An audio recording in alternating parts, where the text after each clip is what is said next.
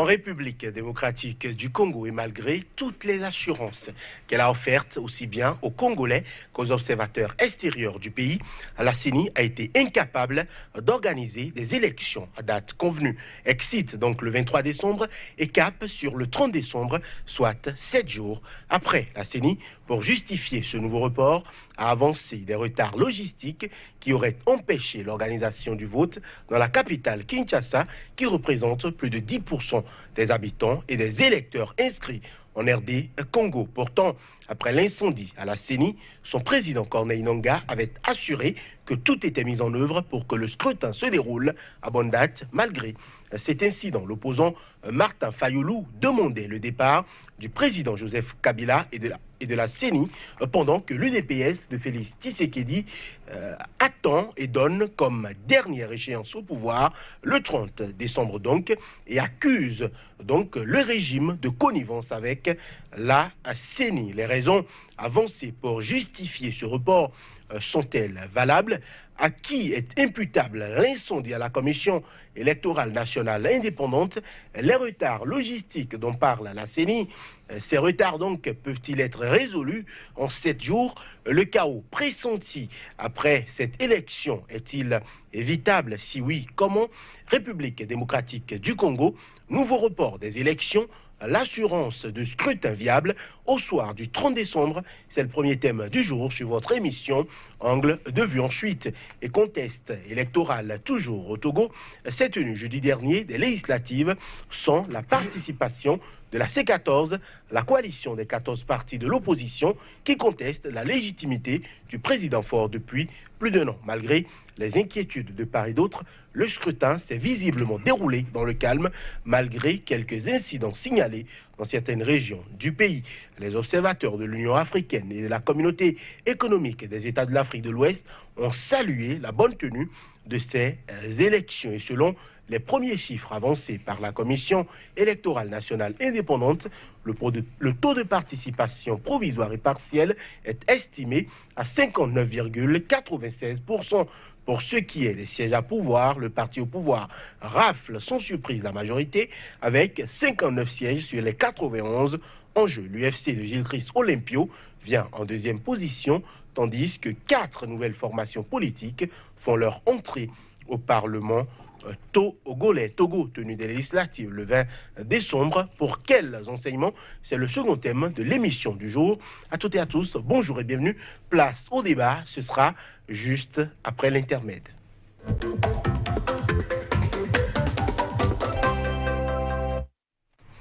Voilà donc sur ce plateau de Angle de vue pour parler d'abord de la République démocratique du Congo, nouveau report des élections, l'assurance de scrutin viable au soir du 30 décembre. La question sera posée à vous messieurs. D'abord Lamine Sissé, bonjour. Bonjour Johannes. Vous êtes écrivain, expert en communication politique. Face à vous aujourd'hui, Patrick Amopoyon, bonjour. Bonjour. Vous êtes coach en politique de développement et gestion de crise. La colère était visiblement palpable à Kinshasa, mais les candidats d'opposition, semble-t-il, fait preuve de calme et de maturité. Visiblement, on semble attendre le 30 décembre pour tirer les enseignements qui s'imposent. Patrick Amopoyon, est-ce que c'est un report qui déjà vous surprend? Ah non, ça ne me surprend pas. Vous savez, la RD Congo est un pays où les hommes politiques sont très stratégiques. Il y a beaucoup de tactiques, de stratégies. Mon intime conviction, c'est que en réalité, ce report était pour provoquer l'opposition. Ce report a été planifié pour provoquer l'opposition, afin que l'opposition tombe dans une tentative de chaos. Le régime ayant toujours la légitimité, le régime pourra réprimer. Et les opposants ne sont pas tombés dans le piège en acceptant le report, en acceptant de leur donner 7 jours encore. C'est pour dire que, en réalité, j'ai de fortes appréhensions par rapport au fait que les informations recueillies par le régime actuellement ne leur permettent pas de garantir un succès. Donc, on va chercher à faire des diversions pour provoquer l'opposition afin que l'opposition fasse une erreur. Mais je crois que l'opposition est en train de jouer tactiquement. Il faut continuer comme ça. Tout le monde est assez tactique il faut que personne ne fasse d'erreur parce que l'erreur sera fatale au camp qui va faire des erreurs. Voilà. Lamine Cissé, à quel camp aujourd'hui est imputable l'incendie à la CENI? On a vu le Front commun du Congo dire que c'est l'opposition, notamment Martin Fayoulou et ses militants qui ont brûlé un entrepôt à la CENI. Comment l'organe qui cristallise autant l'attention, l'organe qui est censé libérer les Congolais, peut-il prendre feu et être du fait de l'opposition alors même que le régime quadrille Kinshasa et environ? Bon, moi je ne suis pas d'avis, puisque moi mon analyse est que l'opposition, le pouvoir en place ne peut pas brûler un entrepôt pour dire après je vais organiser les élections pour une semaine. Il aurait dit tout carrément, dans 3 mois je ne pourrai pas organiser.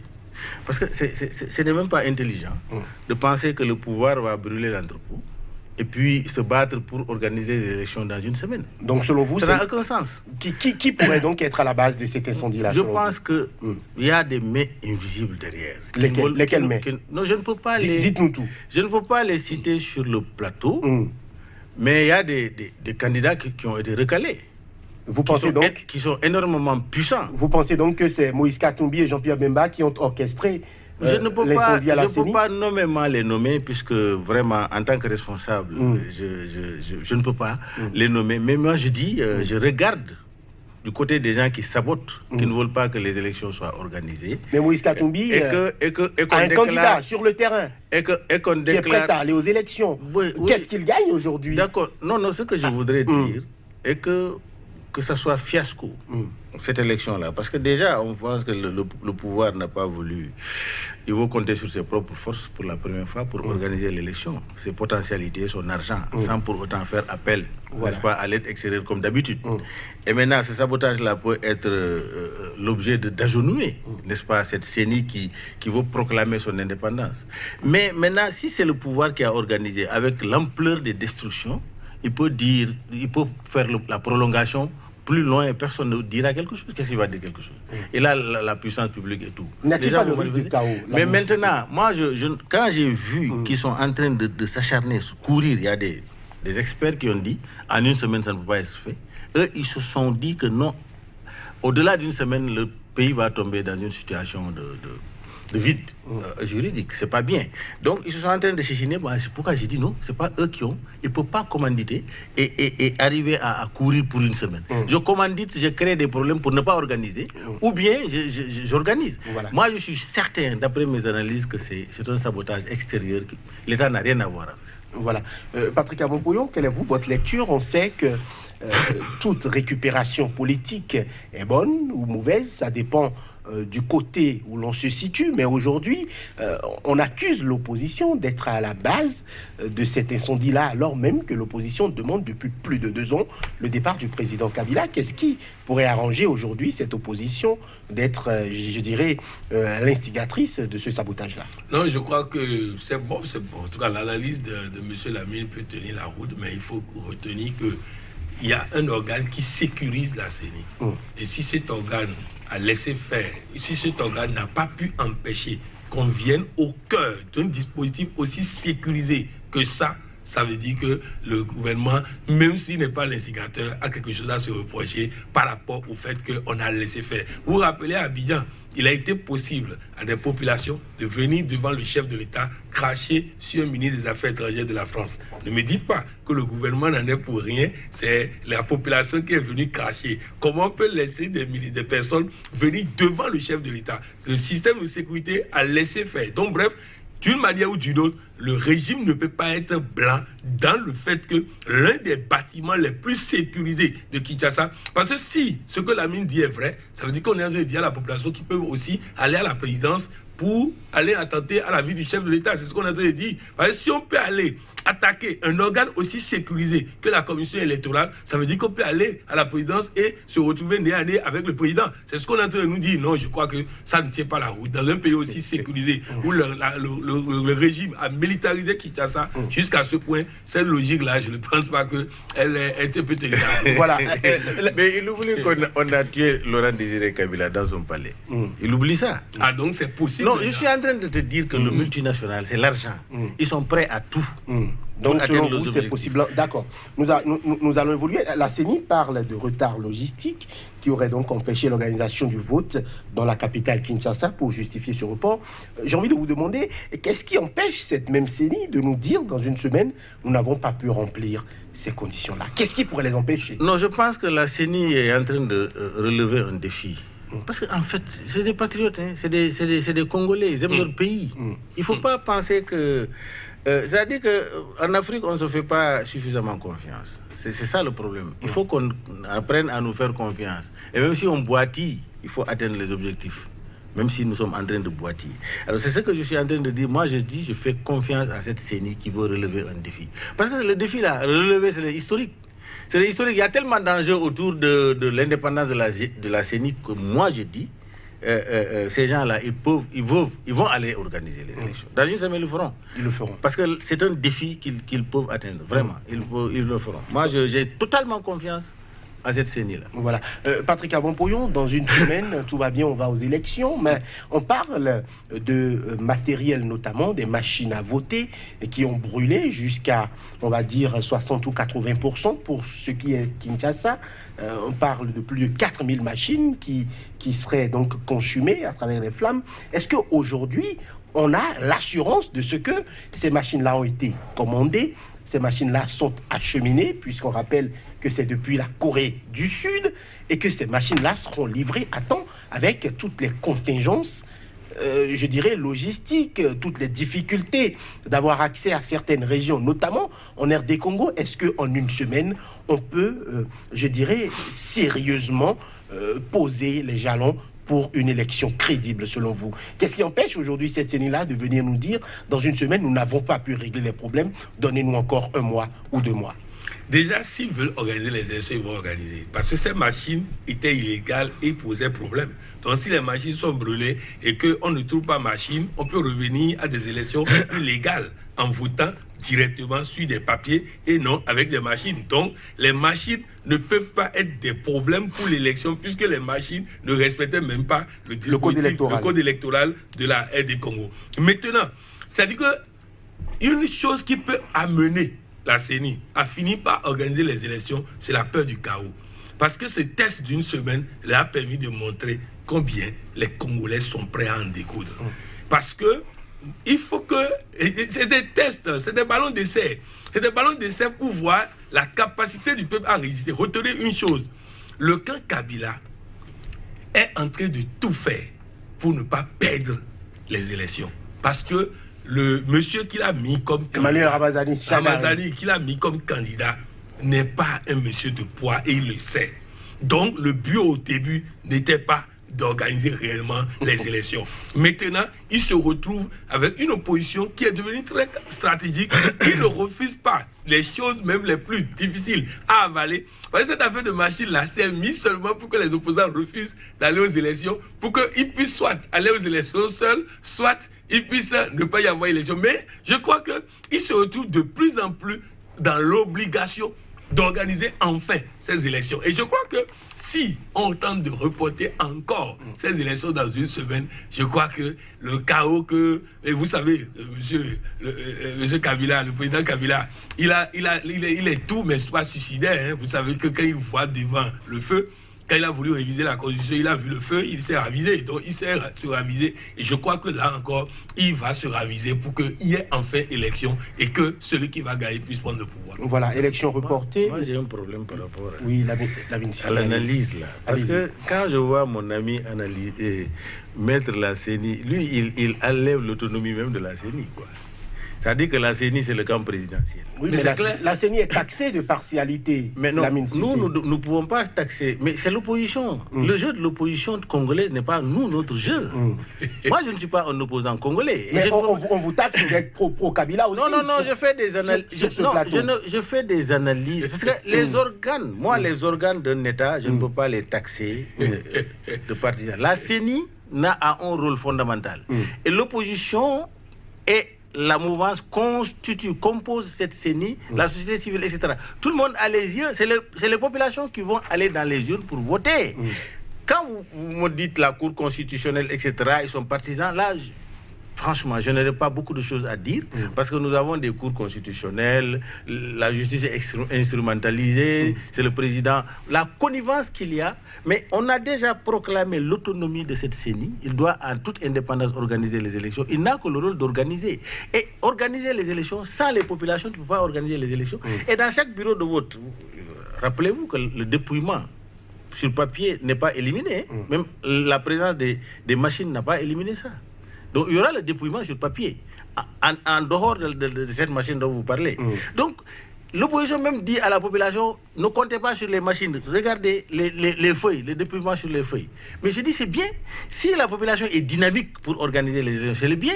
Une CENI devant un peuple déterminé ne peut rien faire. Ne peut que abonder dans le sens de la CENI, parce que la CENI ne peut pas transformer les résultats, peut-être au niveau du dépouillement, la Cour constitutionnelle, etc. À ce niveau-là, si on dit qu'il y a des dysfonctionnements, moi je tirerai chapeau.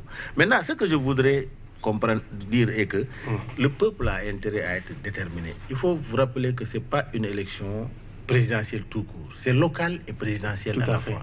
Donc les populations de trois différentes élections. Moi-même, j'ai une candidate sur le terrain que je connais, qui est en train de battre campagne, que je suis en train de conseiller, n'est-ce pas, qui pour la première fois est rentrée dans la vie politique. Mais il m'a dit sur le terrain, les populations veulent un changement. Mais ils vont le changer au niveau local d'abord. Maintenant, au niveau de la tête, c'est autre chose. C'est ce que je voudrais apporter. Voilà. Non, je voudrais dire quelque chose une fois pour toutes. Vous savez, la commission électorale est toujours soit contrôlé par le régime, soit contrôlé par l'opposition. Parce qu'il est composé d'hommes politiques. Et donc, si la majorité bascule d'un camp, il y a d'office un camp qui contrôle la machine. C'est-à-dire qu'il faut que les gens comprennent ça une fois pour de bon. Parce que c'est ça qui va leur permettre de savoir pourquoi il y a ce tiraillement chaque fois au niveau des deux camps. Parce qu'on dit à l'autre de concéder, mais l'autre aussi, il a peur que l'autre aussi contrôle la commission électorale. Donc, dans le cas de la RD Congo, c'est une commission électorale qui est au socle du gouvernement, ça, tout le monde le sait. Même ceux qui ne le disent pas le savent, le gouvernement le sait. Donc, mais il faut que compter avec ça. On va compter avec ça. Voilà, je voudrais vous demander, on parle d'élections reportées, la campagne électorale s'arrête conformément au calendrier initial. Pourquoi n'avoir pas permis aux candidats de continuer à parler au peuple, vu que c'est ce même calendrier électoral qui a été tordu pour ce qui est du report des élections, Patrick Amopoyon? Non, en fait, il faut dire, voilà encore une preuve que chaque fois que la commission électorale prend une décision, elle est applaudie par le gouvernement, elle est rejetée par l'opposition. Et on dit que cette commission est autonome. Une commission autonome qui ne fait que ce que le gouvernement veut. Une commission autonome qui est en phase avec le gouverneur de Kinshasa, qui interdit les meetings à Kinshasa. Je crois que monsieur Lamine doit nous expliquer un peu cette Lamine Fissé, on a vu, Lamine Fissé, laissez-moi vous poser la question. On a vu les meetings interdits donc à Kinshasa, juste avant la descente de Martin Fayulu, qui était annoncé comme outsider, mais qui visiblement est en train de mobiliser aussi bien à l'intérieur du pays qu'à Kinshasa. Son meeting a donc été interdit. Aujourd'hui, on n'a plus la possibilité de parler au peuple, alors même que ces candidats-là n'ont pas encore rencontré toutes les populations. On dit aujourd'hui, on prolonge d'une semaine, on vote le 30, mais on ne permet pas aux gens de continuer à parler aux populations, alors même que la campagne doit prendre fin 24 heures avant le scrutin. Pourquoi donc n'avoir pas accepté de prolonger le délai pour la campagne électorale? Non, si cette décision est unilatérale, je comprendrai. Si cette décision ne frappe que l'opposition, on a matière à discuter. Mais ça frappe tous les deux camps. Pourquoi on en discute? On dit tout le monde, dans la compétition, tout le monde arrêtez de faire la campagne selon la loi, selon le code électoral. Oui, mais... La CENI est regardant. Maintenant, si le consensus avait permis à la CENI de dire laissez les gens, mais c'est sur quelle base juridique la CENI peut dire continuer la campagne? Je suis d'accord avec vous. Problème exceptionnel, décision exceptionnelle. Je suis d'accord avec vous. Mais maintenant, si la CENI va dans le sens de la loi et que la loi frappe tout le monde, pourquoi on pense que c'est l'opposition? Dans le sens de quelle loi? Oui, mais c'était... De dire d'arrêter la campagne. C'est pas légal. C'était à la sortie. Et le pouvoir? Le pouvoir aussi va dire que c'est pas légal? Non, le pouvoir... Non, mais qu'est-ce que vous pensez que les gens de Kabila n'ont pas envie aussi, eux aussi? Non, ils ont déjà interdit. Mais donc, eux, ils sont plus près que l'opposition. Lamine Cissé, l'opposition estime que c'est uniquement à cause de la sortie de Martin Fayulu à Kinshasa que les sorties politiques ont été interdites, puisque la plupart des autres candidats avaient déjà communié avec leurs électeurs à Kinshasa. Donc les autres étaient prêts, c'est l'opposition qui n'a pas encore fini. C'est ça, donc le pouvoir est prêt. L'opposition n'est pas encore prête alors. Mais vous savez, à une semaine des élections, ce que vous n'avez pas dit aux populations là, quand est-ce que vous allez dire ça? Depuis combien de temps on dit élection, tout le monde? Il n'y a pas, j'ai dit, il n'y a pas de RDC Congo qui ne sait pas, sur le terrain comme porte-parole de non, c'est pas question de porte-parole. C'est-à-dire que devant une situation, il faut avoir la tête froide et juger. Moi, si on appelle, je suis ton opposant, on amène une loi qui nous frappe tous nos deux. Mais je dis, je suis d'accord. Non, on amène. Mais pourquoi on pense qu'on veut stigmatiser quelqu'un? Ça sorti à Kinshasa seulement, c'est pourquoi on a... Non mais quand même, pour moi cette analyse-là, pour moi, c'est pas une analyse qui est cohérente. Voilà, Patrick Abompouyon, comment voyez-vous le terrain politique congolais dans quelques jours, dans une semaine? Est-ce que ces élections, selon vous, elles vont se dérouler déjà, elles vont se tenir, et quelle pourrait être, je dirais, l'onction populaire autour des résultats qui en seraient issus? Très bien, je crois que nous sommes partis pour... Il y a un toit pour l'élection. Il y aura probablement élection le 30. Maintenant, le régime est toujours en train de préparer ses stratégies, l'opposition aussi, et on prie Dieu pour que ce ne soit pas des stratégies fatangais, c'est tout. Sinon, nous sommes partis pour qu'il y ait des élections. Ça m'étonnerait que le régime gagne ces élections, parce qu'ils ont même, si M. Lamine fait économie de vérité, parce qu'il sait très bien que le candidat du pouvoir est hué un peu partout. C'est d'ailleurs pour ça qu'ils n'ont plus intérêt à aller sur le terrain, ils ont supprimé la campagne. Donc, je crois qu'il faut véritablement s'attendre à ce qu'il y ait élection. Cette élection, elle est fortement, c'est-à-dire la forte probabilité est que le régime puisse perdre. Le régime ne veut pas perdre du tout à cause des intérêts économiques énormes. Dans ces conditions, on ne sait pas ce qui vont nous sortir, que les autres soient vigilants. Ce qu'il faut rétablir, il faut faire beaucoup attention. C'est-à-dire que nous, souvent, on reste dans la capitale pour faire des analyses politiques. Et c'est extrêmement dangereux. Le Congo fait plus de 2 400 000 millions de kilomètres carrés. C'est pas Kinshasa seulement qui... Et l'opposition a des fiefs. C'est à l'intérieur, c'est le paysan qui vote, etc. à l'intérieur. Mais l'État est présent partout.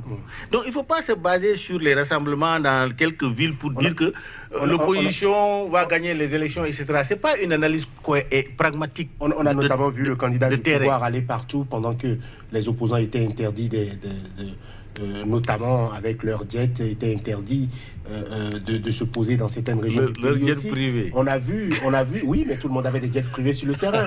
Le candidat du pouvoir aussi en avait. Lamine Cissé, tout le monde avait des jets privés.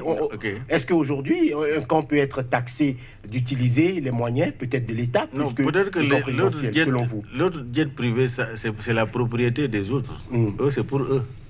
Les autres peut-être ont loué, mais les autres là c'est pour eux, leur jet privé, ils ont acheté. C'est comme tu achètes une voiture dans le marché. Et que reprochez-vous concrètement à la classe politique congolaise?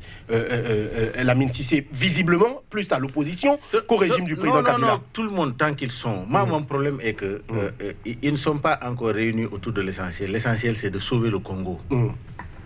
Quand je verrai, vous savez, vous pensez que je suis avec Kabila? Kabila, c'est le moindre mal. C'est pourquoi je le soutiens. Qu'il conduise un processus. C'est pourquoi. Il a toute la puissance publique. Il incarne la... Pourquoi tu le soutiens? Non, je le soutiens pour qu'il continue le processus. Attention. Non, j'ai dit pour qu'il continue le processus. Ça ne veut pas dire que je suis avec Kabila. Ça veut dire que je suis remonté contre la classe politique congolaise d'une manière globale. Parce que ils n'ont pas pitié des populations. Voilà. Regarde, ils font en campagne en jet privé. C'est des multimilliardaires. Ils se battent pour leur intérêt. Ils ne se battent pas pour le peuple congolais. Voilà. C'est ça qui est mon problème, moi. Voilà. Nous allons mettre donc un terme au premier débat du jour. Nous allons parler aussi du Togo. Nous allons revenir juste après la virgule pour parler Togo.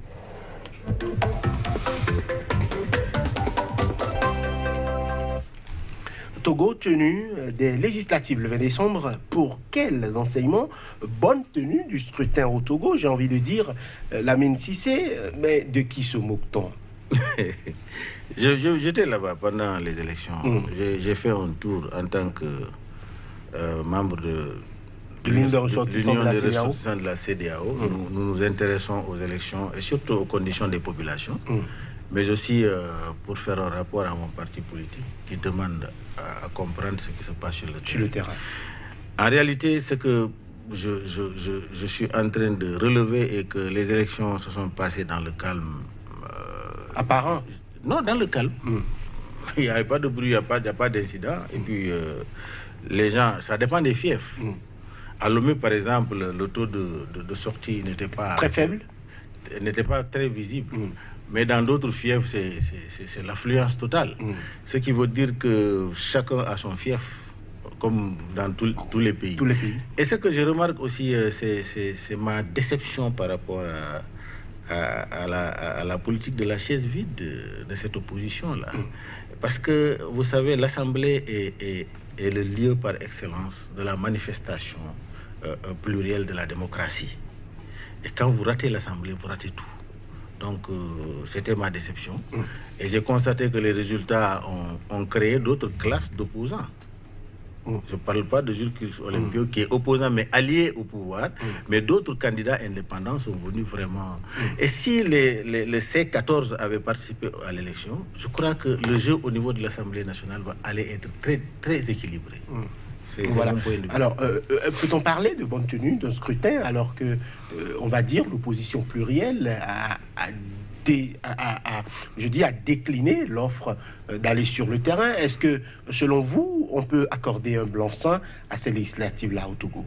Non, il faut respecter la position de la CEDEAO. C'est-à-dire que la CEDEAO ne peut pas tenir compte du fait que quelqu'un a refusé d'aller aux élections pour ne pas reconnaître que les élections se sont passées sans violence, que les gens sont sortis dans certains fiefs, ne sont pas sortis dans l'autre. Au fait, ceux qui ont voulu s'exprimer se sont exprimés. C'est de ça que parle la CEDEAO. Donc, on ne peut que constater ça. Et le communiqué a ajouté en même temps, mais nous déplorons le fait que l'opposition n'a pas participé. Donc, je crois qu'il ne faut pas qu'on jette comme on appelle, de l'opprobre sur la CEDEAO qui a fait un travail remarquable au Togo, qui a fait investi beaucoup d'argent, beaucoup de temps, beaucoup de chefs d'État dans cette situation. Maintenant, vous savez, l'opposition a fait un choix. Maintenant, le choix a porté ces résultats-là. J'ose croire simplement qu'ils ont prévu la suite. Parce que s'ils n'ont pas prévu la suite et que c'est maintenant qu'ils vont réfléchir à la suite, c'est vraiment difficile pour eux. Mais moi, j'ose croire, parce que moi, je n'ai pas compris du tout cette stratégie-là. Vous avez mobilisé tout le pays. Des millions de Togolais. Des millions de Togolais pour ne pas être d'accord, pour ne pas être ceci. Et maintenant, au moment de récolter les fruits sur le plan politique et aller à l'Assemblée nationale pour avoir des positions et tout, vous dites vous ne participez pas.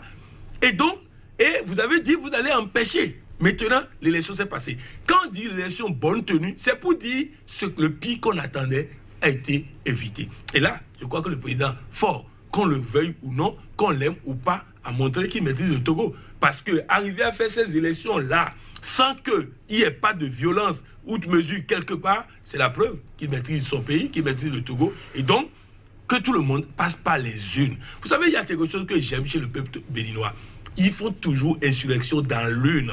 Et il ne peut pas y avoir insurrection dans la rue. L'insurrection doit être dans l'urne. Et à partir du moment où nous sommes allés aux élections, nous avons fait insurrection dans l'une, nous avons gagné dans l'une, et qu'on veut nous empêcher, on veut voler notre résultat maintenant, en ce moment, l'insurrection dans la rue est explicable. Absolument. Mais si vous refusez d'aller aux élections, vous ne pouvez pas avoir une légitimité dans la rue. Donc, il faut que nous tenions compte de ça. Maintenant, nous constatons aussi que la CEDEAO a retiré les facilitateurs. Ça veut dire que pour la CEDEAO, inutile de faire des accords avec des gens qui ne veulent pas faire des accords. Je crois que l'opposition togolaise a besoin de trouver un nouveau souffle. Voilà. Je fais mienne ces analyses. C'est pertinent. Vraiment, je suis... Merci Patrice, parce que ça, c'est des analyses très cohérentes. Mais j'ai une inquiétude. Parce que l'inquiétude, quand vous prenez le contexte sociopolitique historique du Togo, depuis l'assassinat de Sylvanus Olympio, son fils Jules Christ en a fait un combat personnel. Tout à fait. C'était ça sa première erreur, sa première faute. Parce que quand un chef tombe à la commande du pays, c'est le pays qui doit régler le problème. C'est-à-dire qu'il devient un martyr de la nation. Il ne devait pas être porté par un combat de famille, etc. Ça a plombé pendant tous ces temps-là, le Togo. Mais il s'est ressaisi. Même on dit, vaut mieux tard que jamais. Il s'est ressaisi. Et je suis en train de voir cette opposition de ces 14 prendre la même trajectoire. Il faut dans une dynamique politique, quand vous trouvez l'existant, le jour où le père Eyadema, Dieu l'a rappelé à lui, il n'a pas été rappelé par un homme, par Dieu. Il a fait tout son règne, il a régné sur le Togo et sur l'Afrique de l'Ouest. Quand Dieu a fait son rappel, ce contexte politique, nous avons vu combien la CEDEAO a souffert. J'étais là en tant que société civile. Nous avons vu combien le pays était dans une situation, tout le monde avait eu peur. Il y a eu notamment des morts.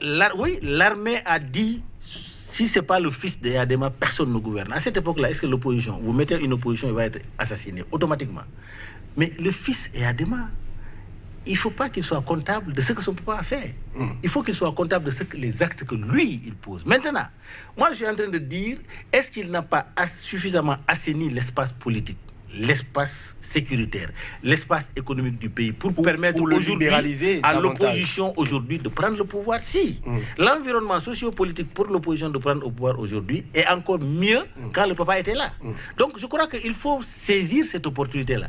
L'opposition actuelle doit saisir cette opportunité-là pour dire il n'est pas un ennemi, on doit être un collaborateur pour pouvoir créer la transition. Mais si vous l'appelez, vous le menacez, vous le mettez dans une situation, lui, il est dans le processus de démocratisation. J'appelle cette opposition à croire que ce n'est pas la rue qui va prendre le pouvoir.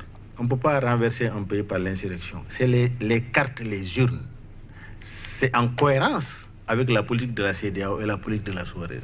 Donc, il devait se battre pour que toute élection qui se fera au Togo soit une élection transparente. Au moment où la tension était dans la rue, mais le pouvoir avait reculé.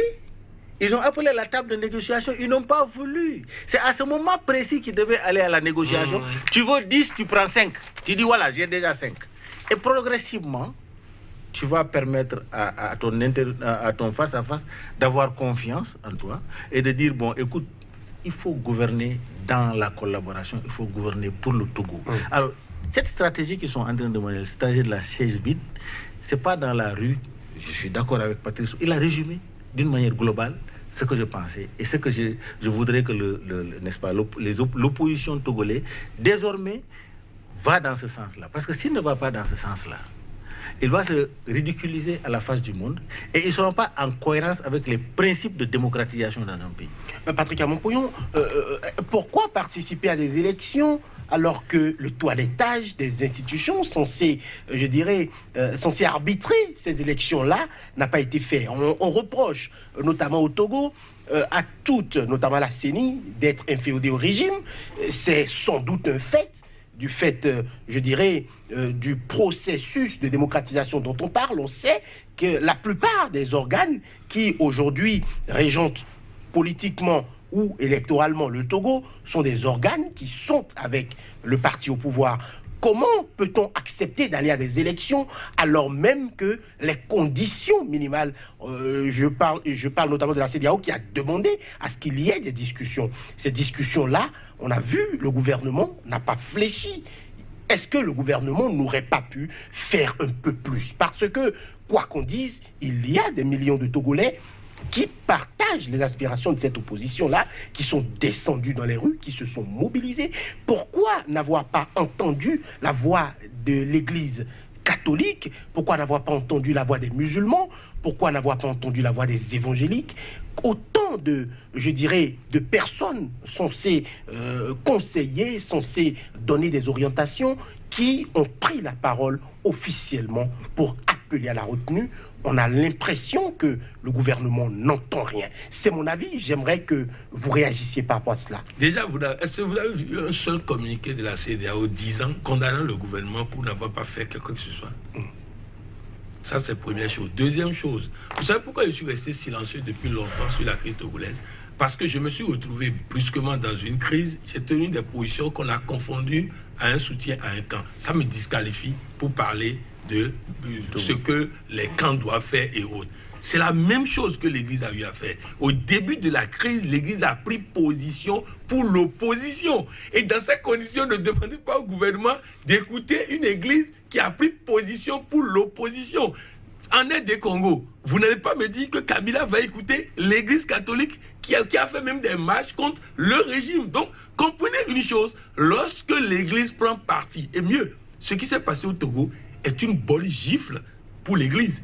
Parce que à Lomé, oui, les gens ne sont pas sortis, mais où sont passés les mots d'ordre de l'Église dans tous les autres endroits du pays où les gens sont sortis massivement? C'est-à-dire que même les fidèles catholiques ont désobéi à la hiérarchie catholique pour aller voter. C'est ce que cela veut dire. Ça veut dire que je crois que ce qui s'est passé au Togo, c'est que les responsabilités sont partagées au niveau de tout le monde.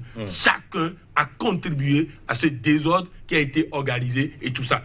Mieux, oui, à un moment donné, j'ai dit sur ce plateau que le gouvernement doit faire plus de concessions. Mais quand vous demandez au gouvernement de se faire harakiri, c'est-à-dire de prendre un fusil, de se tirer une balle dans la tête pour que vous puissiez prendre le pouvoir, ce n'est pas vrai. C'est dans les urnes qu'on saura qui est populaire. Ce n'est pas avant les urnes. Ne demandez pas au gouvernement de remplacer tous les membres de la commission électorale par des membres de l'opposition. Réfléchissez. Mais c'est se tuer.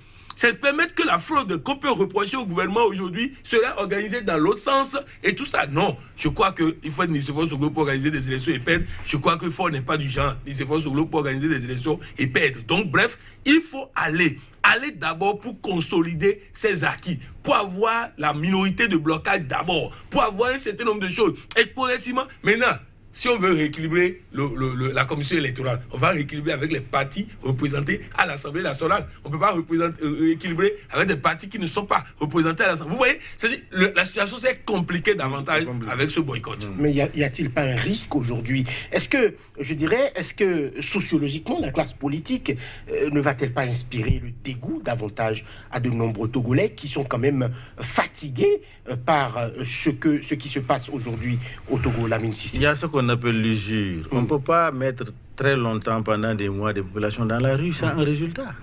C'est ça le problème, sans un résultat. Parce que je voudrais...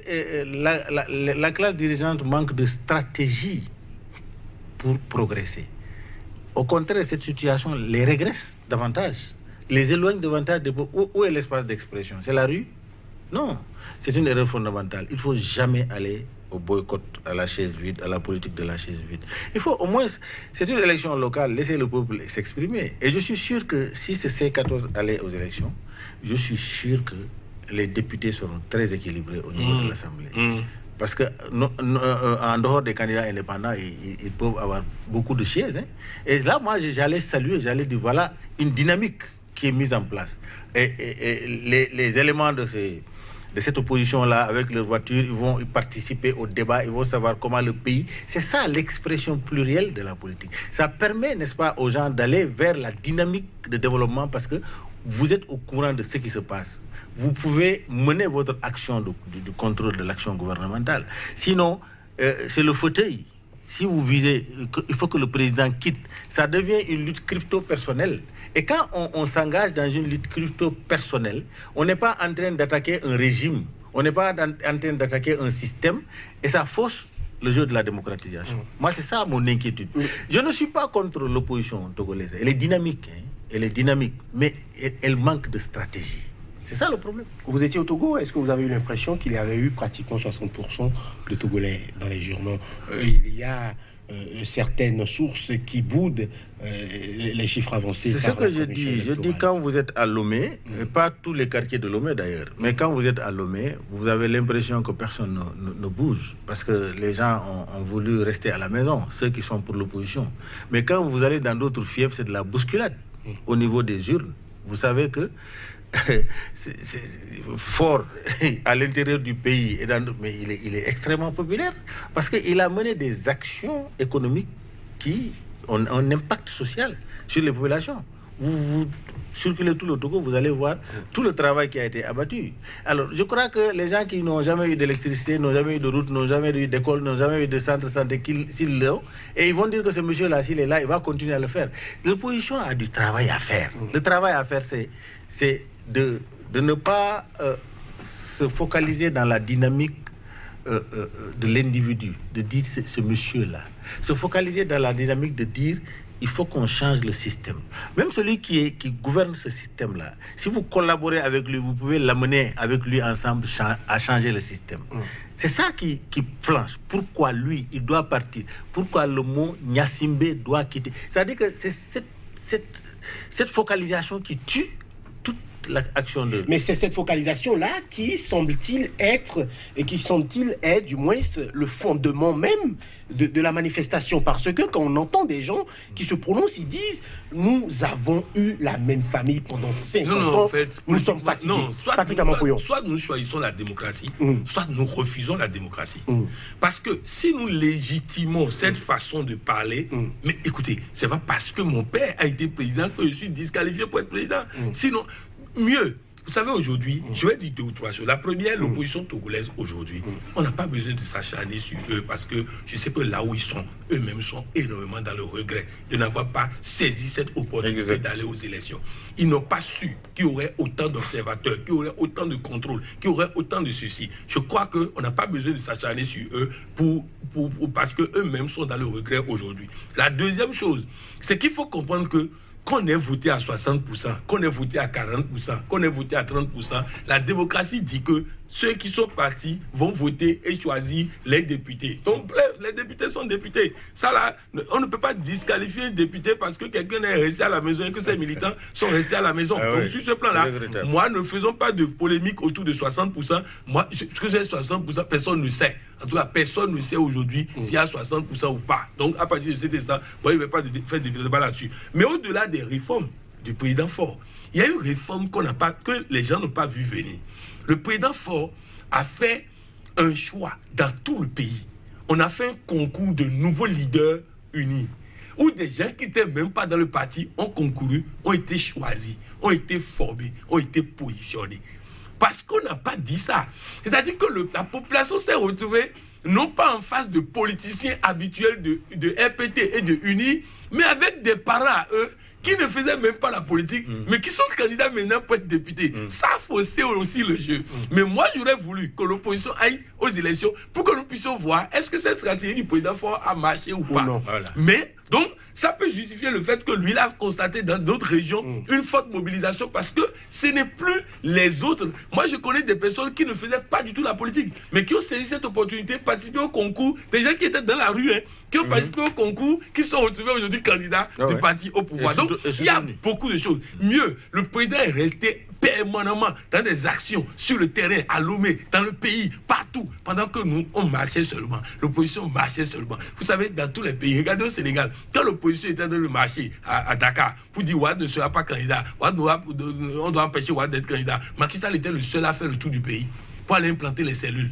Il n'était pas l'opposant le plus populaire, mais il était le seul opposant qui préparait l'élection pendant que les autres étaient en train de marcher. Vous allez au Burkina, vous allez constater que pendant que les infirmiers Diablé étaient en train de marcher à Ouagadougou, le parti le parti BIS, le parti au pouvoir BIS était en train d'implanter ces cellules dans le pays. C'est ça, on prépare une élection. Une élection ne se gagne pas dans la rue. Voilà. Lamine Cissé, j'ai envie de vous demander, on a l'impression que la situation politique togolaise est un éternel recommencement. C'est-à-dire qu'on se lève, on tue quelques Togolais, on parle de négociations. 5 ans après, c'est la même rengaine. On a eu ça en 2005, il y a eu plus de 500 morts selon plusieurs organisations. En 2010, il y a eu contestation. En 2015, contestation. Aujourd'hui encore, contestation. Pourquoi a-t-on l'impression que c'est un éternel recommencement? Est-ce qu'aujourd'hui, les populations togolaises ne sont pas fatiguées de compter des morts en période préélectorale notamment? Ce n'est même pas la population togolaise seulement. Tout Africain est fatigué de cela. Mais il faut voir le contexte et que si Kérékou n'avait pas conduit la démocratie, exercer le pouvoir, quitter le pouvoir et revenir et quitter le pouvoir et de son vivant, voire être remplacé par une autre personne, je crois que le Bénin pouvait être dans la même spirale. Donc sagesse des dirigeants? Ça veut dire que, enfin, le contexte spécifique togolais a commencé par un coup d'État militaire. Et ce processus-là a conduit, mais je pense que nous sommes vers la fin de cette récurrence. Nous sommes vers la fin, puisque l'espace politique togolais est suffisamment assaini. Et il y a une nouvelle classe de jeunes qui veulent prendre la relève. Voilà. Nous appelons donc davantage à davantage de sagesse au sein de la classe politique et pourquoi pas à beaucoup plus d'ouverture de la part du régime du président Faure Gnassingbé. Il était question de deux pays respectifs, notamment la République démocratique du Congo et du Togo. Messieurs, merci. Vous étiez sur ce plateau avec moi, Lamine Cissé, écrivain expert en communication politique. Face à vous, Patrick Armand-Pouillon, coach en politique de développement et gestion de crise. Merci d'être sur ce plateau. Merci pour votre fidélité à Angle de Vue. À très bientôt pour un autre numéro de votre émission. D'ici là, portez-vous bien. On va dire joyeux Noël à tout le monde.